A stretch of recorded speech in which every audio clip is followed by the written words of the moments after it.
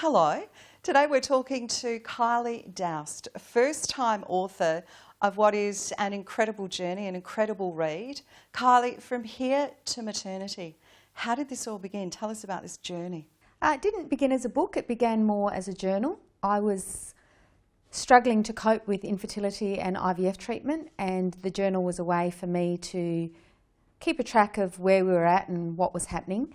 And as it grew, we realised that we certainly weren't alone, that there are a lot of people facing similar challenges, and perhaps we could help, and that there would be an audience if it was to become a book. It's a very personal journey that you took in your quest to become a family. It's a very raw and open and honest account. How was that for you, just revealing everything?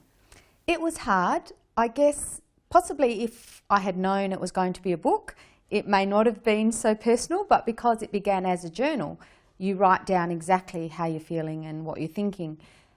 And really, if I'm going to help anyone, or if anyone else is going to benefit from it or enjoy it and relate to it, it needs to be honest, because IVF is a roller coaster, physically and emotionally. And to not write honestly about that, I think wouldn't be fair.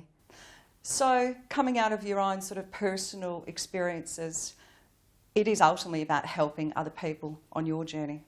It is. It's a personal achievement. Writing a book is obviously it's a dream, and to have it come true is amazing. It's been an amazing experience. But I would hope that by sharing what we went through, knowing just how hard it was and just how difficult it was for us as a couple to get through it, I'm hoping that it will help other people who may be in the same position. All right. When you look back at the journals that ultimately became the book, do you think that person is not me anymore? Have you changed so much through that period of time? I think so. I think inevitably you change. Going through that sort of stress and that sort of struggle as a couple changes your relationship as a person. It's made me much more aware of how precious my family is. The fact that we now have two beautiful boys, that at one stage it looked like we would never have children. So for me, having a family is not something I ever take for granted. We have bad days like everybody else, but being a family and being a family so blessed is something that I treasure. You have been blessed, and you talk about that in your book, about feeling so incredibly lucky that from such a sorrowful start in that sense, you've now become this wonderful family. When you think about the concept of family, has it changed from adopting two beautiful little boys? Is it a different sense of family for you? I'm not sure. I'm not sure I ever had a strict framework of what a family was. For us, adoption was a very logical progression. It took time because obviously there's a dream of pregnancy and childbirth, and it's very hard as a woman to let go of that dream and move on to alternatives. So that was a turning point for us.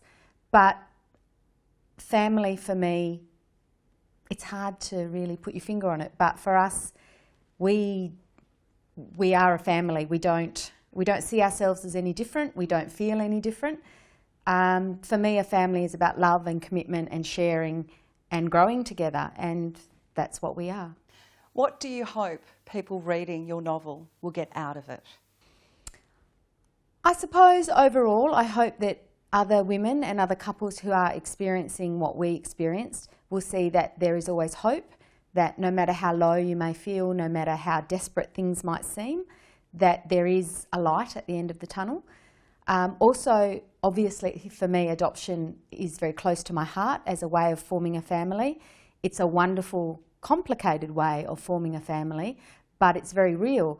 And I would hope that anyone reading this book who perhaps hasn't considered adoption as being something they could consider, I hope that they would be able to see just how real and how worthwhile and how beneficial it could be.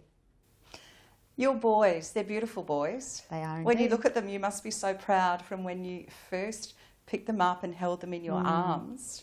How emotional was that for you? Incredibly.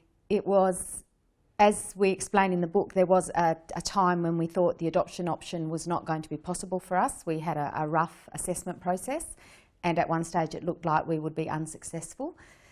So when we were approved, and then for my oldest son Harry, who's 11 now, it was only a matter of 8 weeks or so from that approval to when we got that magical phone call. So there was a sense of unreality that something could be happening when it seemed like such a lost cause not that long before.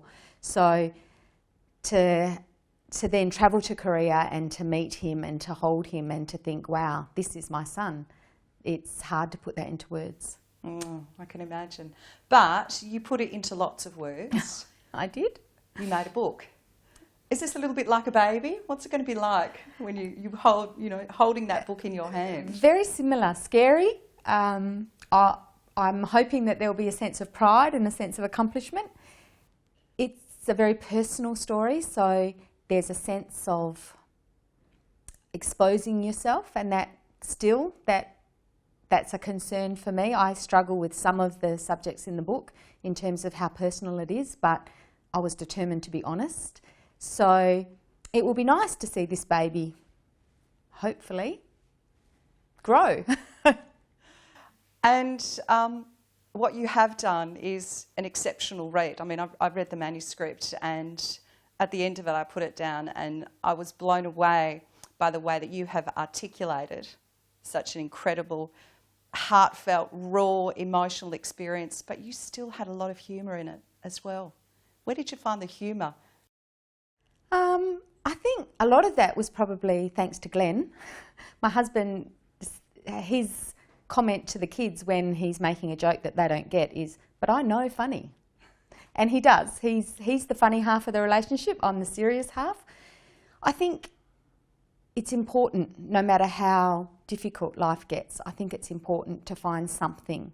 And for me, keeping control of my life and getting through it was about finding the good bits, because no matter how bad things were, you could always find a bright side. There was always something happening in your life that you could focus on apart from the struggle that you were going through.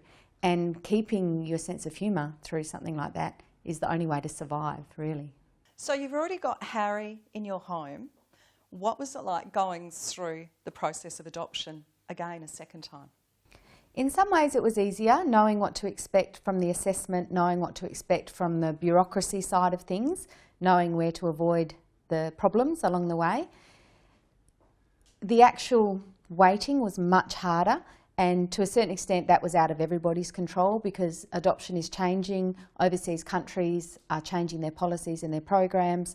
So we waited a lot longer for Jack than we did for Harry, and the waiting was excruciating. So for all of us, when we eventually got that phone call, off we go, here we go again, there were so many emotions that were part of that. We had a 5-year-old, we had, it wasn't easy, and Jack grieved a lot more for his foster family than what Harry did, so he came home quite a distressed little boy, which made things harder.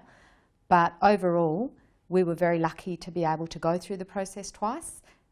For us, it was just that extra blessing that completed our family.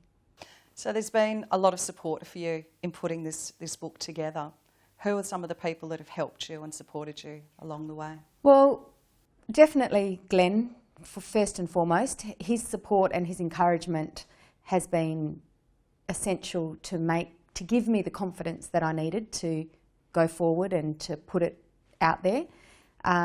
Obviously my publisher, Pikawuwu in Nanup, their subsidiary, MBS Press, are the people that we're publishing through, and they've been fantastic throughout the whole journey. It's been a learning curve, a huge learning curve for me, but it's been exciting. I've had great help from Joe Clark with my book cover and my bookmarks and all of the design aspect of it. So overall, I've had a lot of support from friends and family who have said, go for it, we think it's a great idea. Well, our congratulations. It certainly was a great idea, and we look forward to seeing how this journey continues. Thank you.